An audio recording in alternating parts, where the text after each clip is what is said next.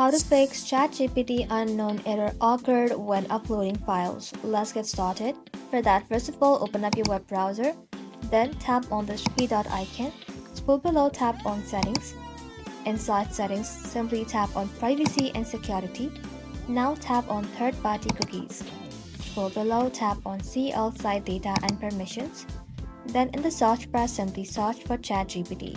Once you search for it, when it appears, you can simply tap on the stress icon to clear ChatGPT cache and site data.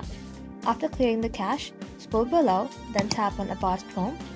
Now check for updates and update your browser if one is available.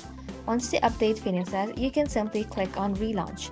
After your browser restarts, you can simply open up your ChatGPT again and try uploading your files. And that's it.